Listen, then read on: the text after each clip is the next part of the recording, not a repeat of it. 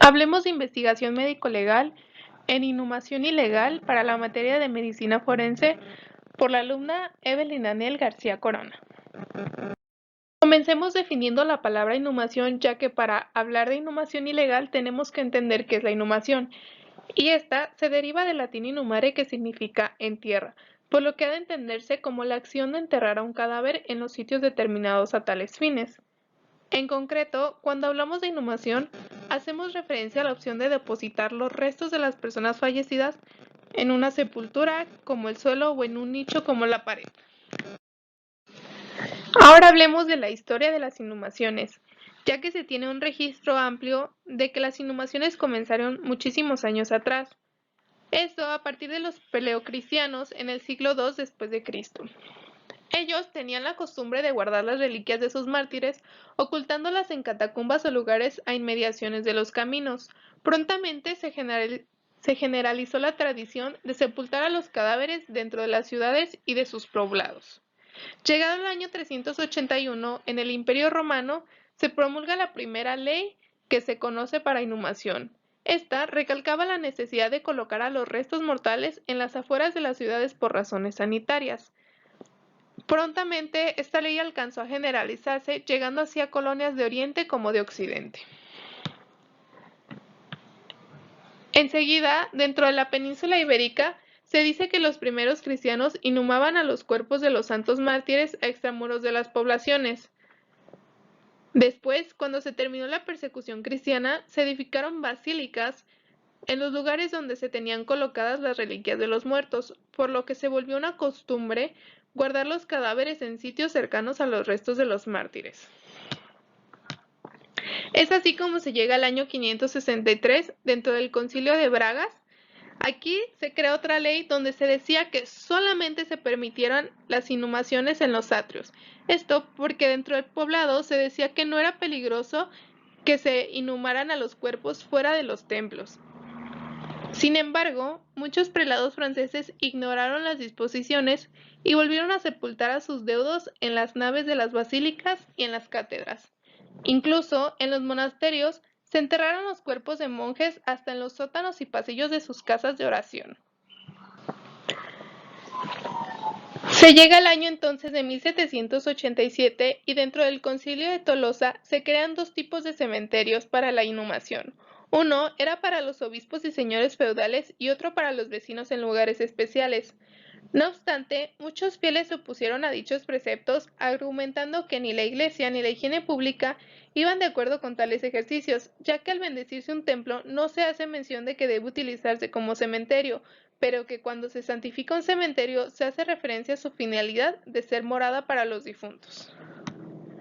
Por otro lado, en España, llegado el año de 1893, el rey Carlos III dictaminó que se construyeran panteones para la inhumación con un cumplimiento de leyes de salud. Estas leyes relativas a los entierros dirigieron a México en las postremirias del virreinato y de la era republicana iniciada por Guadalupe Victoria. Esto hasta el derrocamiento del régimen centralista de Antonio López de Santa Anna.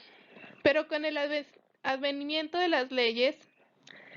liberales de Melchor Ocampo, José María Iglesias, Benito Juárez y Lerdo de Tejada, se propusieron reformas radicales en las que apoyaron la participación del gobierno federal en materia civil, con el registro de nacimientos, matrimonios y defunciones, además de la administración de los cementerios y el patrimonio que debía poseer la Iglesia Católica.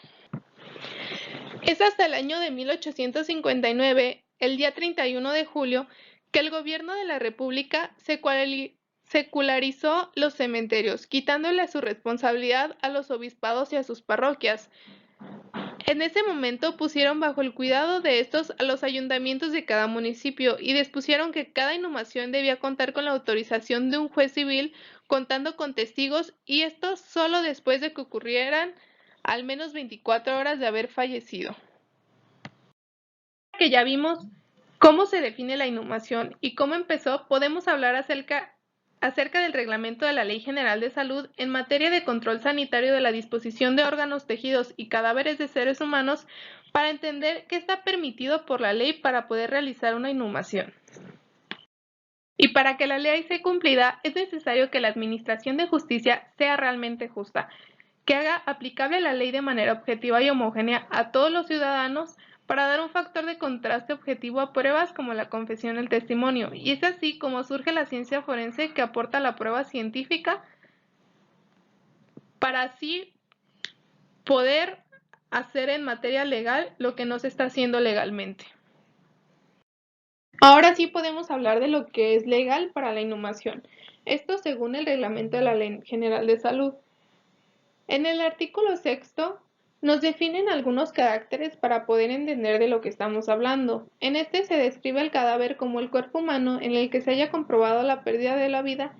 y al destino final como la conservación permanente, inhumación o desintegración en condiciones sanitarias permitidas por la ley y este reglamento de órganos, tejidos y sus componentes y derivados, productos y cadáveres de seres humanos incluyendo los embriones y fetos y según el artículo séptimo será considerado destino final de órganos, tejidos, productos y cadáveres de seres humanos aquellos en los que se incurra la inhumación. Después, en el artículo noveno nos menciona que en ningún caso se podrá disponer de órganos, tejidos y productos y cadáveres en contra de la voluntad del disponente originario. En todo caso, esto se convertiría en una situación de inhumación ilegal.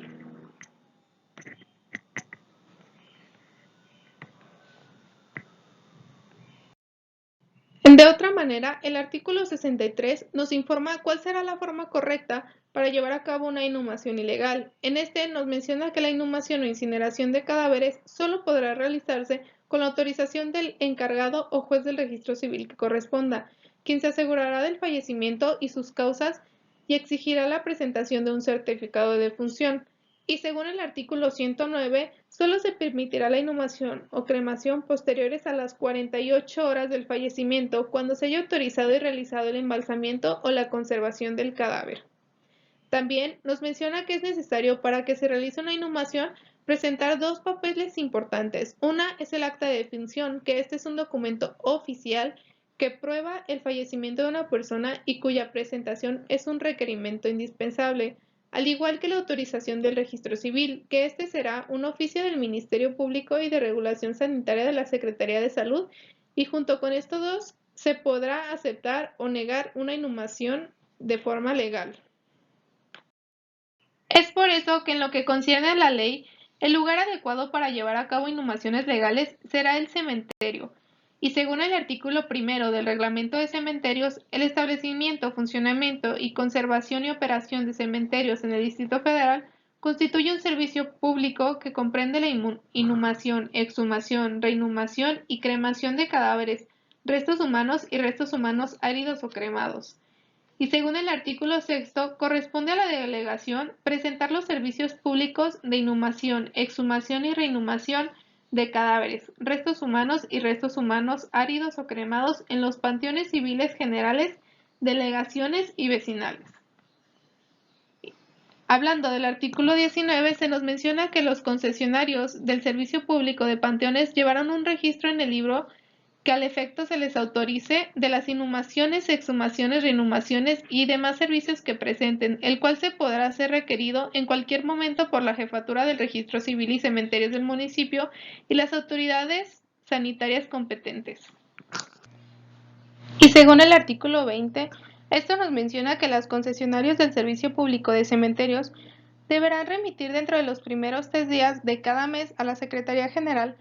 con copia para la Jefatura del Registro Civil y Cementerios, la relación de cada cadáver y restos humanos áridos o cremados, inhumados, exhumados y reinhumados durante el mes inmediato anterior. Ahora que ya vimos lo que es necesario para tener una inhumación legal, hablemos de la inhumación ilegal por medio de la investigación médico-legal. Primero, es importante entender que la medicina legal y la medicina forense se encuentran puntos en común al tratar con el proceso legal y que ambas suelen utilizar el modelo médico-legal para formular un dictamen para los tribunales, y la opinión médico-legal se encuentra en la acción civil, ya que esa es su jurisdicción, mientras que la opinión del médico forense se encuentra en una acción penal o en una investigación forense, ya que esa será su jurisdicción. Entonces, dentro del camino a seguir para la medicina forense Se dice que este es un grupo de médicos identificables que van a realizar exámenes tanto a víctimas vivas como a fallecidas y a delincuentes a petición de policía, fiscalía, asistencia jurídica o bufetes de abogados y que aplican sus conocimientos y habilidades médicas a la investigación penal o forense pertinente, mientras que la medicina legal tiene su foco principal en la jurisdicción civil, particularmente en los derechos sanitarios, los daños personales y la salud laboral, y ambos, como el médico forense y el médico legal, van a ser necesarios para que exista un equilibrio en la jurisdicción de lo que es legal e ilegal. Tanto el médico legal como el médico forense tienen un deber jurídico. Se dice que dentro de las inhumaciones y exhumaciones, el deber jurídico es proteger la salud pública, considerando un delito el solo hecho de la realización del entierro o desentierro de un cadáver o partes de éste, y que en los delitos de profanación, al consistir en la manipulación impropia de cadáveres, implican la perturbación del descanso, del respeto debido a los difuntos o a su memoria u otras expresiones similares que puedan considerar ciertos medios comisivos y especiales. Entonces, tanto el médico legal como el médico forense tienen así la responsabilidad de asegurarse o asegurar a los involucrados que se está haciendo lo más correcto para que todo sea legal. Podemos hablar ahora sí del Código Penal Federal, que este es el que contendrá los delitos reconocidos en la jurisdicción y las sanciones que podrán imponerse por estos delitos, y algunas disposiciones generales. Según el artículo 320 del Código Penal, que establece el delito de inhumación ilegal en los siguientes términos. Se dice que el que practicare o hiciere practicar una inhumación contraviniendo a lo dispuestos por las leyes o reglamentos respecto al tiempo, sitio y demás formalidades prescritas para la inhumación, incurrirán las penas de reclusión menor en su grado mínimo y multa a establecer. Por lo tanto, el cumplimiento del tipo penal supone que solo es una desobediencia o quebrantamiento de un deber establecido por la ley o el reglamento. También nos dice que el que maliciosamente mutile un cuerpo o destruya o deteriore un tejido corporal a través de cualquier medio incurrirá en las penas de reclusión en su menor grado o en su grado máximo. Pero conforme a la ley se debe evaluar también que un cuerpo mutilado o descuartizado altera también el orden de las familias, pues pese a que no haya vida, existe un daño de derechos fundamentales como el honor, la dignidad o la dignidad que alguna vez tuvo la persona, y aunque la ley, por un lado, mencione que esto es apenas un quebrantamiento de un deber, debería de considerarse como un delito importante, ya que el hacerse cargo de un cuerpo que no te pertenece o aunque te pertenezca, que no está regido por la ley, debería de tener al menos una sanción mayoritaria a los que cometan este delito. ¿Cuál será entonces el castigo que se le dé a una persona que cometa el delito de inhumación ilegal según el Código Penal Federal? Pues según el artículo 280 se le impondrá prisión de 3 días a 2 años o de 30 a 90 días de multa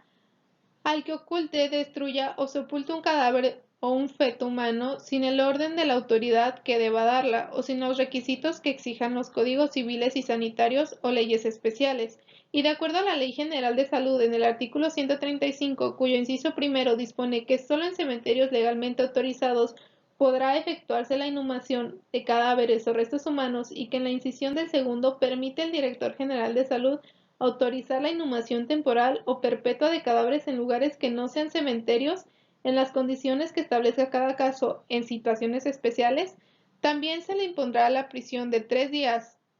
a 2 años o 30 a 90 días de multa al que oculte, destruya o sin licencia correspondiente sepulte el cadáver de una persona, siempre que la muerte haya sido a consecuencia de golpes, heridas u otras lesiones, si el reo sabía de las circunstancias, o al que exhume un cadáver sin los requisitos legales con violación de derechos. Los delitos más comunes en el estado de Jalisco es el uso de las fosas clandestinas,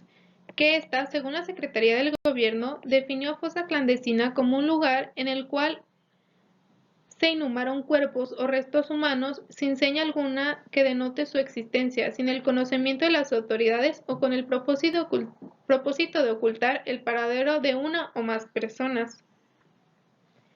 Es importante saber que la categoría de fosa clandestina, al menos en México, ha tenido cada vez más presencia en los medios de comunicación,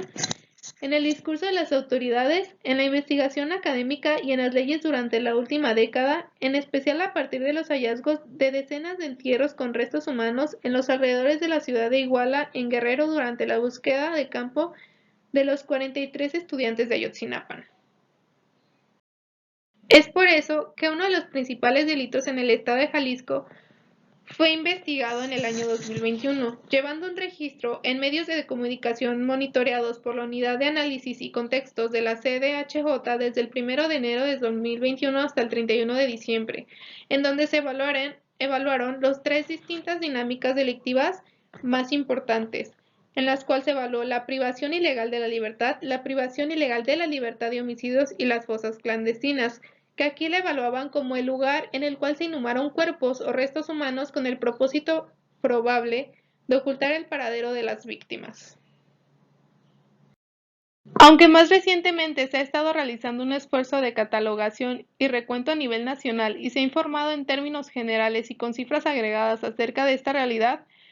la Comisión Nacional de Búsqueda de Personas y la Subsecretaría de Derechos Humanos, Población y Migración de la CEGOV llevan un proceso de recolección y homologación de datos y confirman así en el estado completo que al menos hay una cantidad de 3.631 fosas clandestinas y que en el 2019 se reportaron al menos 61.637 personas que se encontraban de estas fosas clandestinas, lo cual nos parece impactante, ya que en el 2021, según las cifras que se registraron por medio del monitoreo de medios de comunicación, solo mencionaban alrededor de 128 personas desaparecidas y encontradas en fosas clandestinas, lo que nos dice que no se ha hecho la investigación adecuada y no se ha buscado averiguar así la presencia de más inhumaciones ilegales durante los años siguientes. De esta forma podemos entender que las cifras oficiales tienden a minimizar el número de fosas clandestinas, al igual que el número de personas que están dentro de estas fosas clandestinas.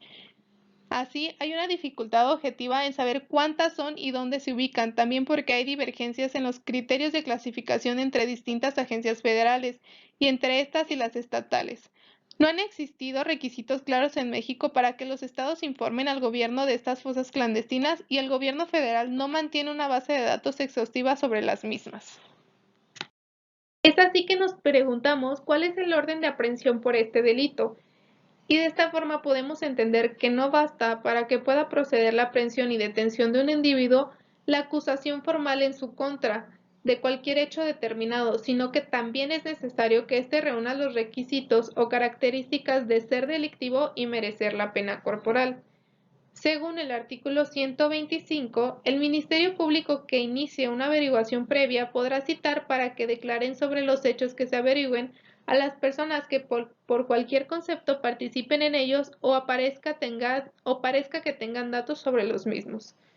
También en el artículo 126 se menciona que cuando una autoridad auxiliar del Ministerio Público practique con ese carácter diligencias de averiguación previa, remitirá a este dentro de los 3 días de haber concluido el acta o actas levantadas y todo lo que con ellas relacione. Si hubiese detenidos, la remisión será sin demora.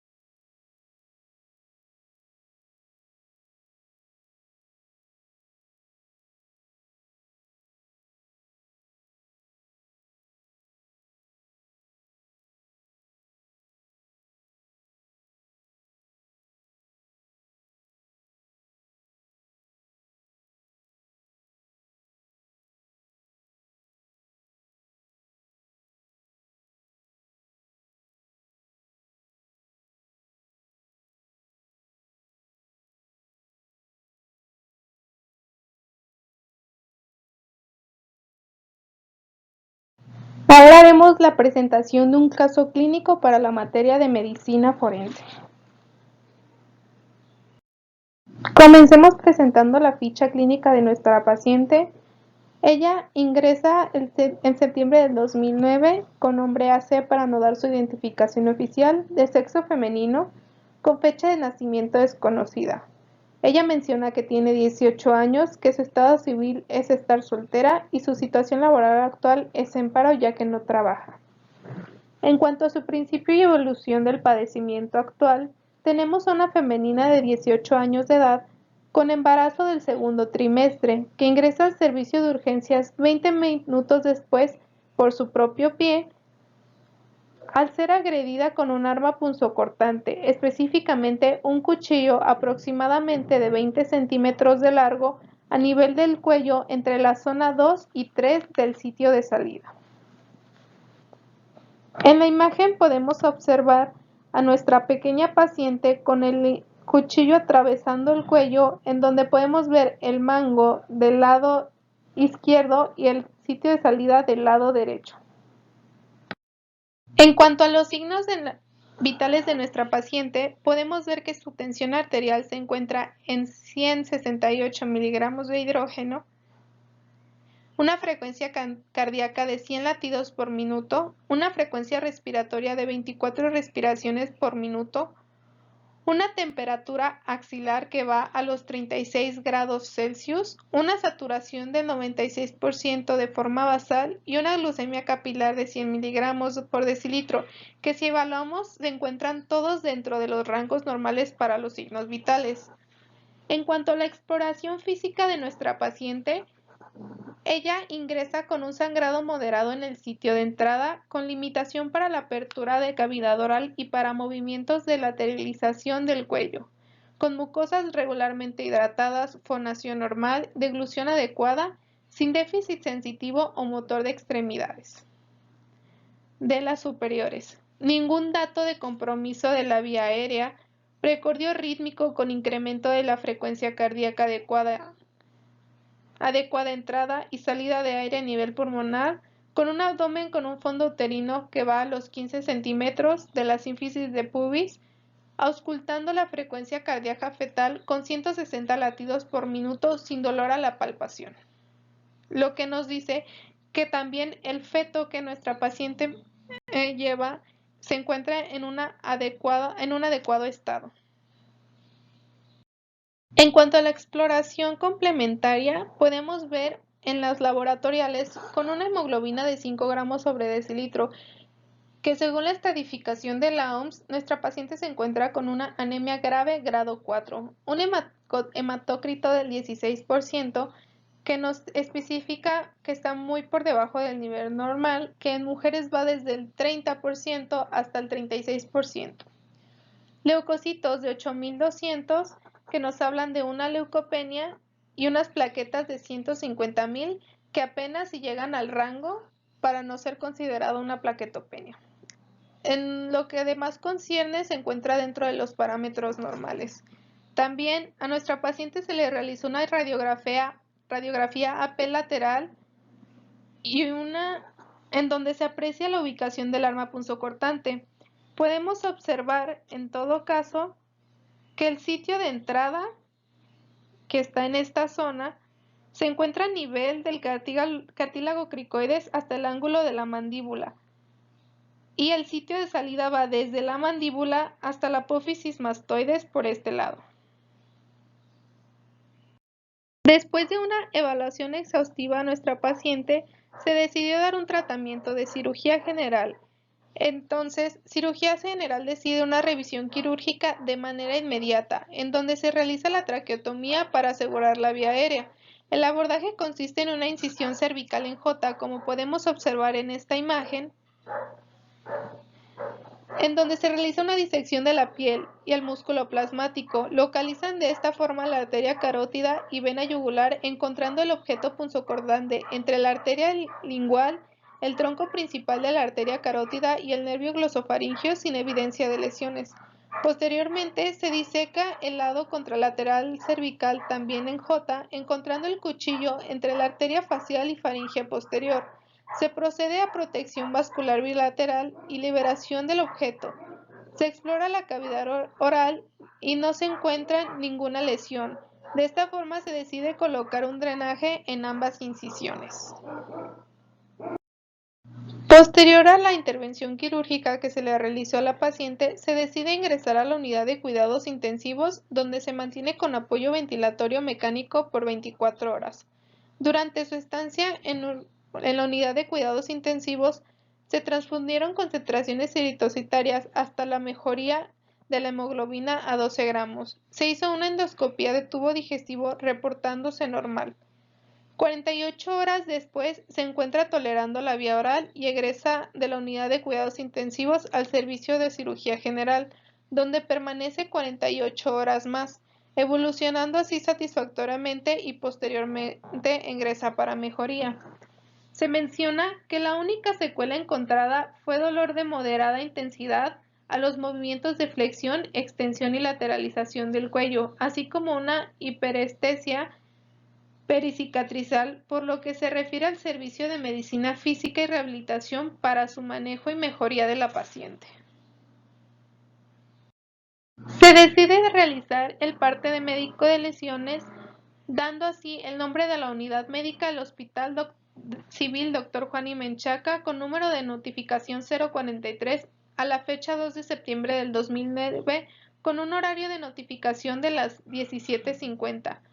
Responsable de la notificación, la doctora Evelyn Anel García Corona. El formato único de notificación del caso médico-legal, con fundamento de los artículos 14, 16, 20, 21 constitucionales, 2, 3, 9 bis, 95, 130, 262 y 265 del Código de Procedimientos Penales, el 2, el 3, el 53 de la Ley Orgánica de la Procuraduría General de Justicia del Distrito Federal, el 7, el 8 del Reglamento de la Ley Orgánica de la Procuraduría General de Justicia del Distrito Federal, el 23, 27, 32, 33 y 50 de la Ley General de Salud,